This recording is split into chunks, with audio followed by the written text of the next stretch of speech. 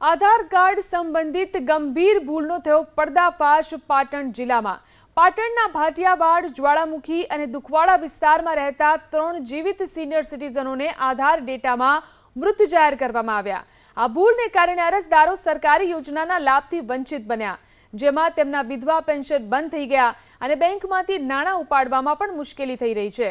આધાર કાર્ડમાં થયેલી આ ટેકનિકલ ખામી સુધારવા માટે સિનિયર સિટીઝનોએ કચેરી ઉપર ધરમના ધક્કા તો ખાયા હતા, પરંતુ કલેક્ટર કચેરીના કર્મચારીઓ પણ અમદાવાદ સ્થિત આરઓ ઓફિસને ઈમેલથી જાણ કરવાની ખાલી વાર્તાઓ જ કરી રહ્યા છે। કાર્ડ બંધ હોવાથી નિરાધાર અરજદારોને જીવન નિર્વાહ કરવા માટે આર્થિક તકલીફોનો સામનો કરવો પડી રહ્યો છે।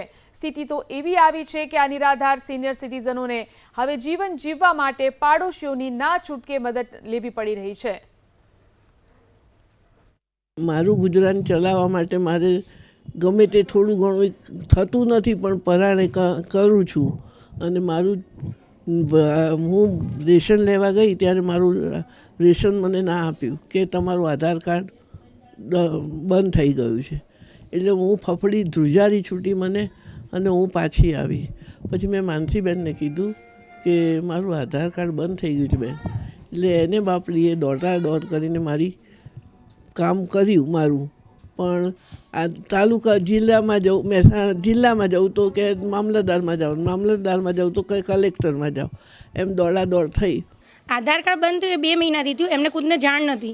તો એ કંઈક રાશન લેવા ગયા, ત્યાં ફિંગર ના આવી, એવો કંઈક ઇસ્યુ કીધું કે તમે આધાર કાર્ડ ત્યાં જાઓ। ક્યાં કીધું? મામલતદારના ત્યાંથી એવું કીધું કે તમે જિલ્લા પંચાયતમાં જાઓ। જિલ્લા પંચાયતમાં ગયા, ત્યાં એમને એવું કીધું તમે તો મૃત જાહેર થયા છો। મારું એટલું જ કહેવું છે કે આ ઉંમરલાયક 73 વર્ષના બા છે, પોતે બિચારા એકલા લડત આપીને દોડ કરે છે।